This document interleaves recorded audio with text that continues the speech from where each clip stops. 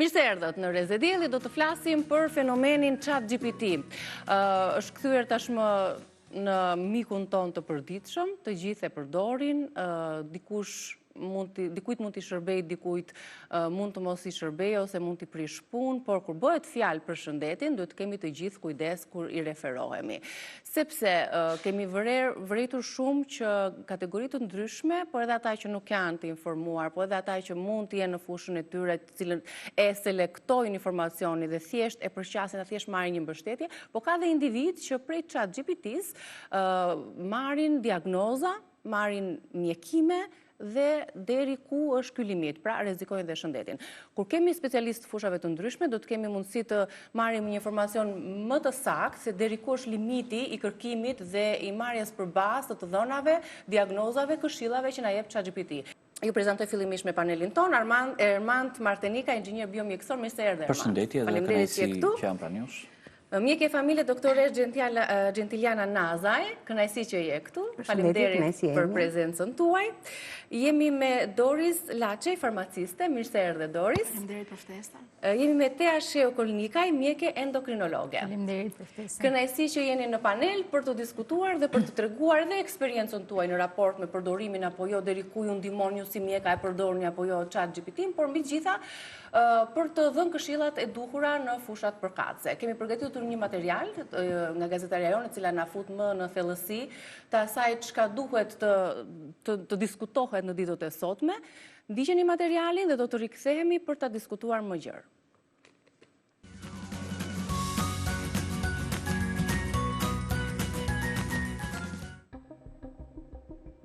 Zhvillimi i inteligjencës artificiale ka vënë njeriun përballë sfidave të reja, por edhe shumë koncepteve evolutive, të cilat kohë më para as nuk do të mendoheshin. Kështu sot jetojmë në një botë virtuale, e cila është bërë reale. Në ditët e sotme shumë njerëz i drejtohen ChatGPT-s për këshilla qoftë edhe për të zgjedhur një veshje, për të korrigjuar një ditë të keqe me flokët ose për të vendosur se çfarë duhet të hanë. Ndihem pothuajse sikur flasin me një mik që gjithmonë ka një përgjigje për ta. Por pavarësisht gjithçkaje, së fundmi po lexojmë edhe analizat laboratorike, si dhe recetat mjekësore. Mjafton një fotografi dhe ChatGPT është aty për ty. Por sa të sigurta janë këto përgjigje? Dhe mbi të gjitha, kur na ndihmon ChatGPT dhe kur jo? Shumë janë skeptik, e disa të tjerë janë besnik të platformës. Së fundi, OpenAI prezantoi dhe ChatGPT Shëndet, një funksion i ri i fokusuar në mirëqenien e përdoruesve, i cili synon të ndihmojë ata të kuptojnë më mirë të dhënat e tyre shëndetësore përmes inteligjencës artificiale. Sipas kompanisë, nuk do të zvendçojë mjekët, por shërben si një asistent informues. Së fundmi, një nga rastet kur një person ka rënë pre e ChatGPT-s dhe ka dëmtuar shëndetin e tij, është votuar në Annals of International Medicine nga Kolegji Amerikan i Mjekëve. Burri kishte përdorur bromid natriumi për 3 muaj. Ai e kishte porositur online pasi kishte lexuar nga IA se bromidi mund të zvendçonte kloridin, pa e kuptuar se ishte menduar për pastrim dhe jo për konsum ushqimor. Mjekët zbuluan se ai kishte bromizim, një gjendje të shkaktuar nga sasia e tepërt e bromidit në trup. Megjithatë, në lidhje me gjithçka, do të diskutojnë sot në studio ekspertët tanë. Kur duhet i referohemi ChatGPT-s? A na ndihmon ai apo ai po na zvendçon mjekët, farmacistët, madje po bëhet edhe shoku jon më i mirë.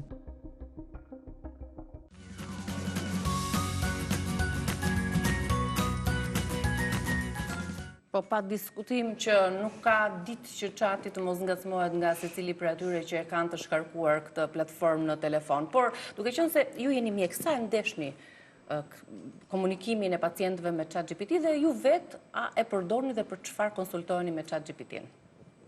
Atëherë, përshëndetje, duke qenë se unë si mjek e familje jam porta e parë ku pacientët përplasen ose që vinë edhe shfaqen ankesat e tyre. Po, e kemi hasur shpesh dhe është bërë risi, por përdoret nga të gjithë, besoj, nëse përdoret nga specialistët, për shembull si mjekët kërkoj informacione mjekësore, apo bëj një diagnozë diferenciale, apo se për të dhënë një informacion më të përmbledhur, dikës zgjedh dhe dikush ku më ndihmon dhe ku nuk më ndihmon. Ajo që ne vëret që na është bërë dhe shqetësimi i përditshëm është që pacientët ndoshta e keq përdorin ose e marrin informacione më të detajuara dhe në këto raste nuk e ndihmojnë situatën e tyre shëndetësore. Për shembull, pacientët mund të marrin mendime, mund të marrin këshilla, por kjo varet shumë nga mënyra se si ata i kërkojnë këto këshilla. Pra, nga informacioni që i japin aplikacionit dhe se si e përdorin informacionin që ato marrin nga aplikacioni. Te çati mund të bëj kërkesa në një situatë ndryshme për një kohë të caktuar, për një temperaturë, në një moment që ndodhet në orët e vona të darkës dhe nuk mund të ketë ndim dhe situata nuk është aq e rënduar sa për një gjendje urgjence, për të paraqitur në urgjencë dhe mund të marrë një këshill, një mendim dhe gjithmonë unë mendoj që informacioni i çatit duhet të jetë orientues. Nëse ai ka një gjendje që nuk po e kupton vet, atëherë dhe nga çati do marrë një informacion jo të saktë. Dhe unë mendoj që të nesërmen, mbasi ke marrë të informacion nga çati, pacienti duhet të kontaktojë me mjekun për të parë nëse informacioni që ka marrë nga çati është i saktë. Pra, unë mendoj që dhe mendimet, informacionet apo mendimet që merr nga çati, unë mendoj që duhet i konsultojë. Ka ndodhur me pacient, ju personalisht si mjeke, ju ka ndodhur që pacienti ka ardhur me një diagnozë, ilaç apo le themi këshill të marrë nga ChatGPT dhe ju ja keni rrëzuar për shkak se ka qenë ndryshe analiza, ndryshe gjendja e pacientit dhe si keni vepruar me të? Po, ka pacient që e përdorin ChatGPT dhe unë mund të përdora të shprehin që e keq përdorin në kuptimin që nuk marrin informacionet e sakta. Që paraqesin një gjendje shëndetësore, i japin informacionin që duhet i japin chatit dhe kërkojnë të bëjnë ekzaminime. Po ka ndodhur që më kanë ardhur me analiza të bëra vetë pa orientimin tim të mjekut dhe i kam parë dhe pacientit këto analiza kush ja ka rekomanduar, po i mora te çati, më dha recetën e rekomandimin çati që këto duhet të bëja. Dhe më ka ndodhur që pacienti kishte bërë analiza të detajuara. Ne po i shohim janë këto analizat ndoshta të cilat mund të interpretojmë në lidhje me përgjigjet që ka dhënë ChatGPT. Njëra prej tyre analizë e përgjithshme, hemogram. Po, kjo është hemogram. Do ta shpjegoj edhe pjesën për të interpretimin që ka bërë ChatGPT. Dhe vëre që ka bërë analiza shumë të detajuar në një drejtim që ndoshta nuk ka qenë drejtimi i duhur që pacienti duhet të kishte marrë, sepse ti i thua çatit që unë kam një dhimbje, por mjeku kur je përballë mjekut pyetjen se ku ndodh kjo dhimbje, sa e fortë është kjo dhimbje, si është intensiteti i dhimbjes, në cilin pozicion, aq më tepër nuk përbëjmë fjalë dhe për ekzaminimin klinik apo palpimin e të tjera me radhë, informacionin që jep dhe bën bisedën interaktive me mjekun, merr informacionin më të saktë. Dhe më ka ndodhur që kam bërë analiza të detajuara për një drejtim që nuk ka qenë drejtimi i duhur. Pra, kjo pacientin përpos shqetësimit që ka patur, ka qenë dhe një kosto. Gjendje shoqëruese. Ka pasur dhe gjendje të tjera ndoshta shoqëruese dhe jo të referuara specifikisht. Kemi një analizë, cilën unë mund ta shikoj. Tani kjo është interpretimi përgjigja që i ka dhënë ChatGPT hemogramës, pra analizave të bëra nga pacienti në foton e parë që ne ndoqëm. Të gjitha këto rekomandime, pra përsërit analizat specifike për pacientin, patjetër pyetje bën, dëshiron të vazhdoj dhe më tej. Por e kam parë edhe këtë pjesë. Nëse do të vazhdoj më tej, më jep informacion më të saktë. Por pyetja që i bëhet pacientët, sepse jo gjithë pacientët janë të komunikueshëm me mjekun. Mjeku duhet të bëjë disa pyetje që të arrijë të marrë informacionin e duhur nga situata e pacientit. Kështu që ai të thotë nëse do të më japësh ti informacion, po ti duhet mjeku në radhë janë nxjerr vetë informacionin me pyetjet profesionale që i bën pacientit në lidhje me situatën që ai ka. Për shembull, shohim në analizën që ne kemi në ekran, shohim një hemogram. Një hemogram që shoqërohet me një neutrofil dhe limfocit në përmasa, në vlera brenda normës. Shohim një ulje të ruazave të bardhave. Një konsultë të qartë dhe të sinqertë, thot çati po të bëj tani me këto analiza që është shumë i butë në përgjigje, nuk të alarmon, nuk ka dhe kanën etike të përmbajtjes. E pash edhe këtë, e ka në fakt dhe shohim, kjo nuk është gjë e keqe, në fakt se dhe alarmimin e se ka mjekë që dhe të shqetësojnë dashje pa dashje me përgjigjet e tyre, të alarmojnë, të vënë në siklet. Kjo varet nga tipi i mjekut. Megjithatë, them që mjeku kur të shqetëson ka një indicje, nuk të shqetëson kot. Ndryshe nga ChatGPT-ja që gjithmonë të tregon ata anën më të mirë të situatës. Informacion sa ka. Për aq sa ka nuk e bën alarmante. Ku qëndron problemi tani me përgjigjen që ka dhënë ChatGPT-ja analizave? Çfarë nuk rezulton? ChatGPT-ja në konkluzionin në fund se unë e kam e ke në telefon. Po, e kam në telefon. Ka dhënë që mund të kemi instituat virale, ka dhënë përshkrimin e të gjithë analizës ndjes që duhet ta shoh edhe një herë në Çfarë lejohet të bësh tani dhe çfarë ke trombocitopeni sepse kemi një ulje të numrit të trombociteve. Gjithsesi në mjekët për të parë nëse kjo është patologjike apo është thjesht normale duhet bëjmë trombocitet në lam. Pra, bëjmë një verifikim të analizës në këtë pjesë. Shohim që kemi një numër të ulët të ruazave të bardha. Kjo mund të jetë një situatë virale, po mund të jetë dhe një sëmundje kronike me probleme të gjata. Po këto thotë veçati, mund të jetë kjo, mund të jetë dhe ajo. Këto i jep dhe përgjigjen. Në përgjithësi ta të jep disa variante ku mund të orientohesh. Por nëse do të mjeku bën diferencimin në këtë pjesë që pacientin e ka përballë e pyet për klinikën e tij, nëse ka ceshtima, nëse ka koll, nëse ka rruf, nëse ka dhimbje koke, nëse ka temperaturë. Pra e pyet për shenjat e virozës. Gjë me anën klinike përjashton një rëmpjesë dhe thellohet te pjesa kronike për të dhënë analizat shtesë. A ke koll? Pyet ai gjërësisht. Të pyet për të gjitha. Më trego më shumë për veten tënde. Më trego më shumë për veten tënde. Kjo është pyetje shumë e përgjithshme. Kjo është pyetje shumë e përgjithshme. Mjeku pyetje specifike. Pikërisht, kjo është pyetje shumë e përgjithshme. Nuk të thotë a ke koll, thotë më thuaj më shumë për situatën tënde. Dhe pacientit mua më ka ndodhur që më dash të bëj 20 minuta vizitë dhe në fund kam arritur të kuptoj vërtet situatën e vërtet të pacientit. Teja, në fushën e endokrinologjisë është një fushë specifike që ti mbulon. Është fushë specifike, por mendoj e gjithë mjekësia ka disa parime. Ne pacientin e shohim që tek dera kur futet e zyra jonë. Dhe marrim një gjendje të përgjithshme, apo vjen vetë, apo vjen i shoqëruar me një familjar, a është një gjendje të përgjithshme të keqe, a është i zbet, a është i koloruar mirë. Dhe këto janë dhëna klinike që vetëm një inspeksion dhe një e parë kujdesshme ti t'i jep. Gjë që pacienti kur është mësuar ta shohë veten e vet për një farë kohë ashtu, fillon i neglizhon shenjat e vet dhe nuk e raporton çatit. Kështu shmiku ai parë që fillon dhe ka një dyshim klinik për atë gjë që shef. Pastaj diagnoza që për mendimin tim ajo është kryesore që duhet vendosur në mjeksi dhe që natyrisht nuk mund t'i besohet çatit, kalon në disa hallka. Hallka tjetër pastaj është vizita nga afër, palpacioni, ti pacientin e dëgjon, pyet me shumë kujdes, me gjithë gjërat që doktoresha përmendi deri tani. Pra pyetje mbas pyetje për të kuptuar sa kohë ka situata që i ka ndodhur. Është shumë akute apo është një situatë që është e zgjatur në kohë.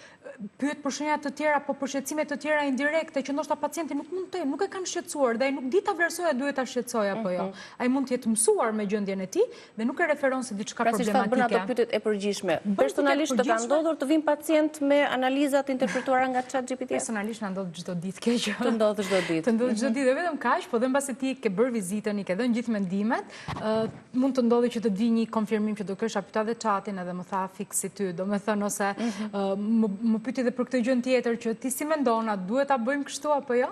Kështu që këto janë gjërat që ndodhin për ditë. Dhe deri në një farë pike mendoj që nuk është problem, sepse natyrisht pacientët informohen për problemet e tyre, por për të vendosur diagnoza, për të marrë trajtime.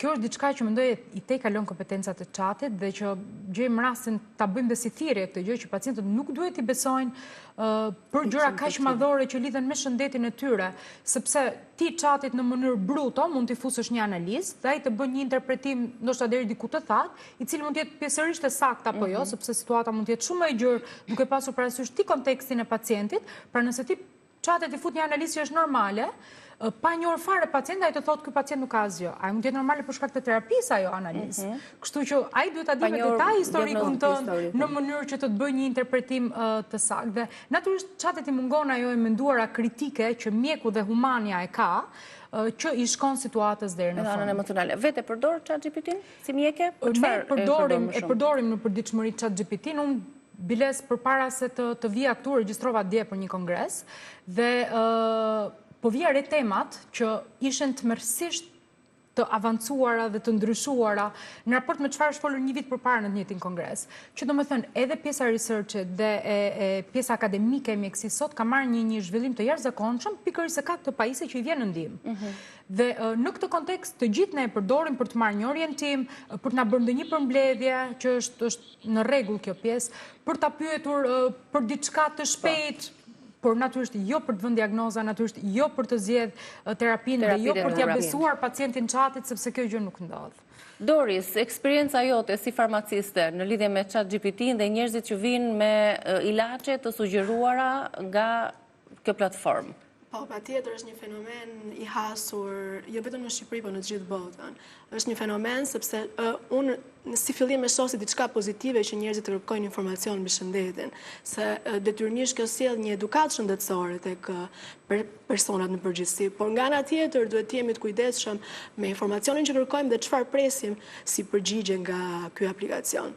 Absolutisht në ka në farmaci që vinë pacient, nga kolegë që punojnë në banak, unë kam hasur shpesh që më thonë që vinë pacient dhe kërkojnë ilaçe sipas referencave të ChatGPT-s, ose shpesher dhe konfrontojnë përgjigjen e farmacistit me ChatGPT-n, por absolutisht nuk mund ta zëvendësoj ChatGPT-ja farmacistin, sepse farmacisti që ka mjeku, që ka përshkruar në recetë ilaçe, nuk i deshifron dot, se kemi dhe një shembull konkret në rastin që shihni në ekran. Nuk e deshifron dot shkrimin e mjekut e jo më po e lexoj nga receta në këtë të dhëna duket se është shkruar pra ky lloj medikamenti, ndërkohë që ishte medikament tjetër për tjetër. Po, domethënë ka tjetër kishte shkruar mjeku në recetë, tjetër e përktheu dhe pacienti shkon e blen këtë ilaç. Ndërkohë që mjeku nuk ka dhënë fare medikament, ka dhënë një suplement. Aq më keq që është që përdoret për ovarin policistik dhe për situata të ngjashme. Pra kjo tregon që orientimi shpeshherë mund të jetë i gabuar.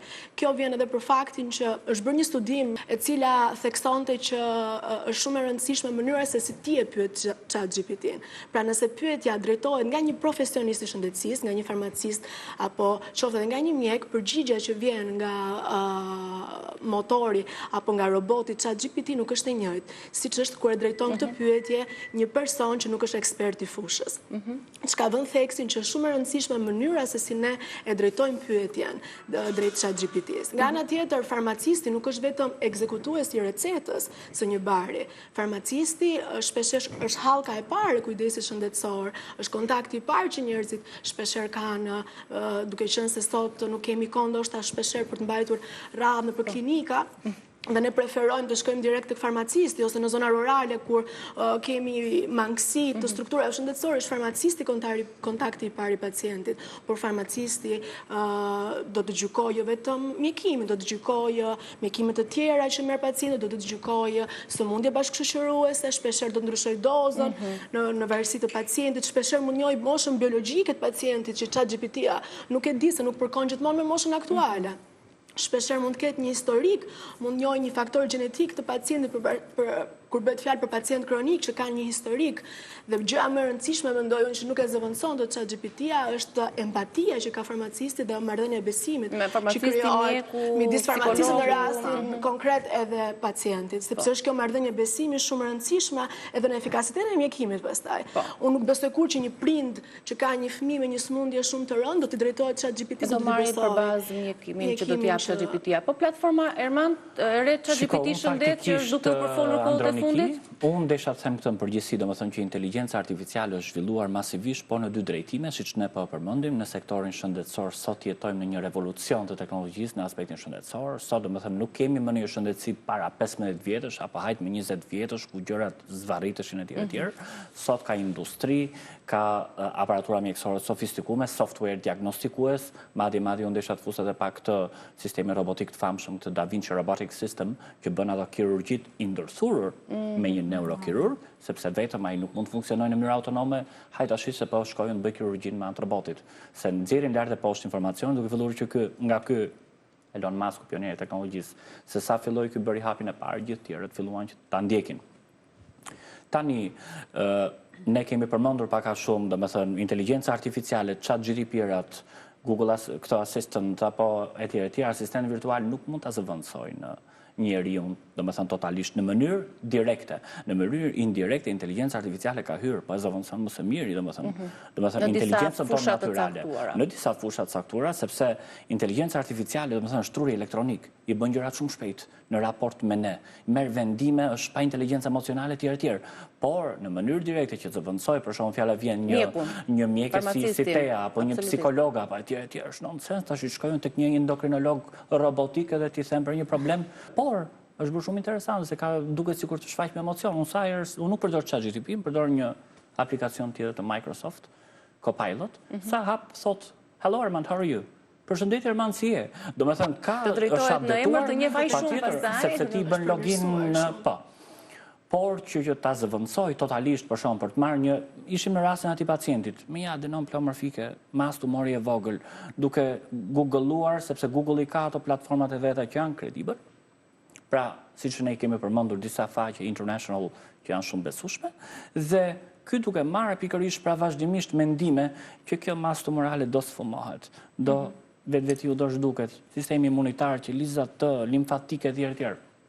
Unë jam dakord që pacientët ta përdorin ChatGPT-n dhe inteligjencën artificiale në, por jo për një kohë gjatë, sepse nëse ti ke një problematik që fillon bëhet kronike dhe zvarritet. Ai të njeh mirë. Atëherë ChatGPT-ja pikërisht, atëherë ChatGPT-ja nuk të jep asgjë. Duhet shkosh në një facilitet mjekësor, në një klinikë mjekësor, sepse këto kanë bërë nga 5-6 vjet shkollë përgjithshme dhe specializim. PhD në farmaci, eksperiencë jashtëzakonshme, doktoratura me radhë, mjekja po ashtu. Hajde pra, se unë do t'jem edhe çik kritikizmi, do t'jem edhe çik kritik me Elon Muskun, se Elon Musku thotë që po zëvendësohen, do hapen spitale vetëm pikërisht. Për mirësim për shpejtim të procesit. Por që ti zëvendësoj totalisht, unë ndjejmë Ti vetë si inxhinier pse nuk e përdor chatin? Jo, unë e përdor. Unë jam i pari që jam i rrezikuar që të zëvendësoj. Ne robotikës me po, sepse ne kemi studiuar për robotikë, ndërkohë po dalin robotët dhe bëjmë punën tonë fantastike. Për çfarë e duhet më shumë chatin, personalisht? Në fakt, unë e përdor përgjithësi goxha dhe një pyetje përgjithësi për informacione, se ChatGPT atë jep informacione aspekt profesional, etj, për çfarë do lloj gjëje. Dhe për shembull fjala vjen një herë e pyeta, se unë e përdor në voice më shumë, domethënë në English, e pyeta çfarë më sugjeron të hapër dark.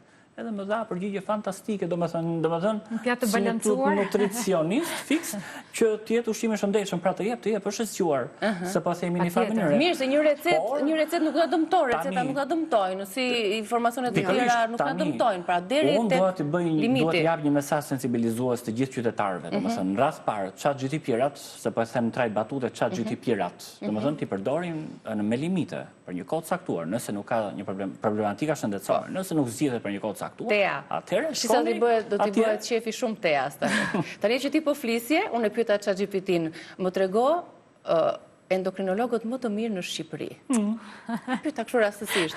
Ja disa lista thot me klinikat më të rekomenduar për probleme hormonale, diabet, tiroide, metabolizëm në Shqipëri, endokrinolog specialist të njohur në Shqipëri, doktoresh Tea Sheu e para jetë, shitem çik çfarë thot çati. Është koncept që të orienton ke një mjek për të marrë domethënë një diagnostik sakt. Mirjeta, Vlertina, doktoresha Entela, Florian, Agron, Shefqet, doktor, të gjithë doktor të fushës endokrinologjisë. Tea. Pse të kanë nxjerr të parën ty? Nuk e di se si funksionojnë algoritmat e chatit. Si kanë nxjerrë të janë të parë dhe jo për shembull ndoshta sepse chati shikon edhe praninë dhe prezencën në prezencën domethënë Tea dhe shpjegon edhe konferenca ndërkombëtare, praninë për artikuj si autore e parë në disa vende. Kështu që ndoshta këto algoritmet funksionon dhe i mbledhin këto, qoftë për vojën klinike, review të pacientëve, padyshim prezencën akademike që ti ke si mjek dhe ndoshta prandaj kjo ka bërë që unë t'jem të ajo listë. Kalojmë në publicitet, tani do të kthehemi për këto zëndësimet e bukura ose në ndihmë të negrave që çati na pozitiv vini pas zëvendësuar. Si mbështetësh. Është eksakt aleat. Për të përmirësuar, sepse sot nuk kemi më pacient që nuk kanë informacion. Sot kemi pacient që kanë informacion dhe janë po a din të jenë selektues pacientët. Kjo është roli jonë. Ti drejtojmë ata siç duhet. Nuk kanë pse të dinë të jenë selektues. Pacientë duhet i besojnë mjekut. Ti besojnë mjekut. Duhet i besojnë mjekut. Ose ndoshta nga ChatGPT-ja pacientët marrin informacione dur që kur vi tek mjeku ti bëjnë pyetje të dhura. Ti marrin informacionin të saktë. Po neve fiks edhe këta duhet ta dinë, duhet jeni çik zgjuar se po bëjmë kështu neve inteligjencë artificiale për zhvillohet që na suportojnë edhe. Jo se Për shembull, para disa ditësh isha duke hartuar një tekst për një artikull dhe mbasi mua më pëlqeu, vendosa t'ia fus chatit dhe t'i them, më jep disa rekomandime çfarë unë mund të përmirësoj te puna ime, duke pas parasysh një 3-4 elementë. Pra bëra një pyetje deri diku profesionale. Me thënë drejtën më ktheu disa sugjerime shumë të vlefshme që unë kur ju riktheva pastaj, vërtet e përmirësuam punën. Po ju strukturon informacionet materiale të gjitha. Jep ekstraktin për tematika të caktuara. Për shembull, tek farmacistët mund të zëvendësoj flet përshkruesin, se njeriu nuk ka pse të lexojë gjithë ato faqe me përshkrim, jep një ekstrakt të medikamentit që është i nevojshëm si informacion. Po jo të orientojë kuptoj gabimisht. Mund bëhem palë, do më thënë dakord, të shumë e logjikshme, por prapë dhe I kundërshtoj mjeket, sepse suportoj Elon Muskun, ai po e thotë e bën. Pra e ka thënë, e ka bërë, krijoi dhe çipin e famshëm që gjithë, si dhe bëj ky dhe implementoj, e realizoj. Mirë, kalojmë në publicitet dhe rikthehemi të vazhdojmë diskutimin.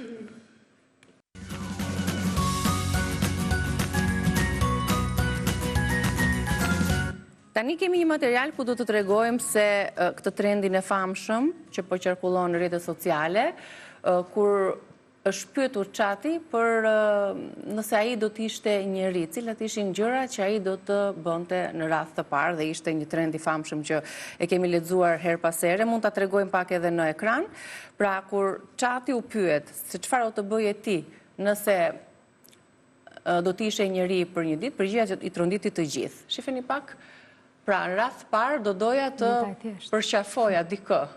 Ajo që përloti, njerëzit përloti. Pra, ideja është që janë element ose ndjesi apo reagime të cilat Çati u spikat për një lloj ane empatie. Për evidentimin e mungesës së empatisë që ai ka aktualisht. Që evidentoi pikërisht për mungesën e empatisë. Kështu që përderisa kemi krijuar në ChatGPT-n, vetëm se mund të kthehet bumerang përdorimi I tepruar, domethënë, por që do të qaja ishte mungesa sepse kam shumë ngarkesë nga gjithë që më pyesin. Sa rëndësishme është aspekti emocional, që sot bota po na largon drejt kontaktit të drejt për drejt. Introvertizmi. Me njerëzit, gjë që është shumë problematike dhe mbartet në psikologjinë e çdo njeriu. Po, le ta shohim tani në aspektin e ndihmës sidomos për gratë e shtëpisë, për anvizat. Këto motorët e pastrimit, kemi një material, burrat të mos presin më punë shtëpie nga gratë, sepse robotët anviz po vinë. Kanë ardhur deri diku edhe këtu. Lajmi më fantastik. Lajmi më fantastik. Do t'ja besonit punët e shtëpisë një roboti? Patjetër. A do t'i bënte ai aq mirë sa do rajon? Po do përmirësohet rrugës. Do të provuar. Ne nuk I besojmë shëndet, Madje unë sugjeroj ata në meshku që janë fisnike dhe që kanë gjendje të mira ekonomike, t'ja marrin një robot gruas që mos lodhet shumë, sepse gruaja mban fëmijët, gruaja gatuan, domethënë është respekti ndaj femrës. Domethënë sepse jemi në disbalancë, gruaja ka më shumë peshë se ne. Kështu që ta marrin atë robotin ku ka më bukur dhe gruaja të jetë më mirë, sepse gruaja duhet mbajtur mirë. Kanë filluar të vinë në shtëpi këta lloj robotësh? Kanë filluar. Robotët e pastrimit, sidomos dhe në shtëpitë tona, domethënë janë prezente, shiten tregtohen normalisht, pastaj pajisje më të sofistikuara që bëjnë punë më të detajuara, janë vetëm në vende shumë të zhvilluara aktualisht. Ai të sjell kafen në mëngjes, ka lezet sa çosh aty, paf të jep atë sjell atë kafen, bën fut ato rrobat në lavatryshe kështu thon, sepse kjo është krijuar në Silicon Valley. Silicon Valley është zemra e teknologjisë. Domethënë, gradualisht domethënë ne kemi parë Hollywoodi krijon, Silicon Valley ekzekuton. Sepse atëherë na dukeshin filmat si shkencor. Shoku ka arritur deri tek martesa me një si çmim është I lirë, ke $20,000 kanë nxjerrur. Do janë pastaj devianca të cilat ne nuk duhet të përqafojmë patjetër. Çfarë po pritet tani të dali? Me nga teknologjia unë faktikisht kjo ishte domethënë më pikante, lajmi më pikant ky roboti I shtëpisë. Çfarë mund të bëjë ai roboti? Çfarë punësh bën? I kishte nxjerrur të gjitha totalisht, ai mund të laj, mund të fusë rrobat në lavatrishë, mund të pastroj, mund të gatuaj, robot guzhinier. Tash nuk mund të themi që mund të krahasohet me një guzhiniere që ka atë idenë, ka atë artin e gatimit të gjëra të thjeshta, eksperimenton në shije. Gatuaj deri në receta standarde. Besoj do sofistikohet rrugës. Besoj ai do punoj me pjata të balancuara me gjëra që ndoshta jo të gjitha anvisat I dinë me detaje, ai mund të pasurohet me informacion për të bërë dhe pjatat balancuara. Përveç mjekëve, kë nuk do të zëndësoj kur. Gruaja se pa theme pak për batut. Unë mbaroj punën, gruaja mbaron punën, kur shkon në shtëpi ta gjesh shtëpinë akull nga një robot humanoid, se ky nuk është humanoid, sepse tash teknologjia ka kriju humanoidët, njerëz bionik, që janë identik si njerëzit. Kjo është aspekt komercial dhe humanoidët utilitar, të përdoren për kështu ku ka më bukur. Ka dhe diçka një që do dohet ta cekja, sot dhe fëmijët që po themi janë për shkolla dhe bëjnë ende atë shkollën tradicionale. Në fakt ndoshta ka nevojë që më shumë të futen dhe të mësojnë këtë pjesën e përdorimit të teknologjisë dhe ta përdorin si ndihmë, sepse teknologjia në fund ditës atë ka qëllimin e vet primar, por natyrisht jo duke zëvendësuar sidomos disa hallka shumë të rëndësishme. Fusha e mjekësisë në radhë të parë. Fusha e mjekësisë, për gjithë elementet që ne përmendëm dhe për faktin që njeriu është kompleks dhe njëherë dhe kur e ke gjithë informacionin e është i vështirë. E jo mund t'ja besosh gjithë shëndetin një algoritmi të thjeshtë. Sepse është shumë i rëndësishëm kontakti drejt për drejt. Kontakti drejt për drejt. Edhe fusha e psikologjisë, nuk është pak më pak e mirë. E fokusoj teknologjia, të gjithë duhet fokusohen ke teknologjia, jam dakord, por ajo që unë duhet bëhem kritik pak ose tek prindërit në lidhje me fëmijët, sa shikon fëmijë 1 vjeç, 2 vjeç, më ajo është përdorimi pasiv, ajo është i dëmshëm, ai duhet të jetë aktiv. A të bën të varur që do fillojnë të mësojnë të përdorin, të bën të varur patjetër. Unë të do theksoja. Varësia, introvertizmi, aspekti psikologjik, 2 problematik në oftalmologji, shfaqja së mundjes së miopisë. 3.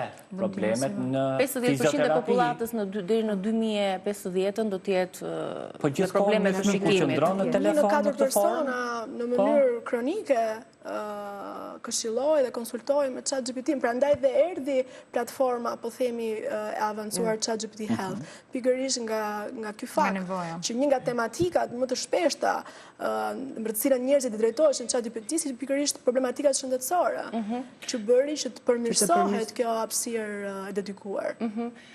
Informacioni më i fundit që keni kërkuar në chat cili është? Ose pyetja më e fundit e momenteve, minutave të fundit, apo po e bën tani, Ermandi? Po e pyes tani? Jo, faktikisht unë përsëri isha në një mendim interesant lidhje me këtë pjesën e fëmijëve, sepse mendoja për shkakun fjala vjen në këto që përdorin gjithkohon problemet cervikalin. Gjithkohon duhet të shkojnë ke një fizioterapist, madje mund të agravohet situata për shkakun në një ortoped apo traumatolog.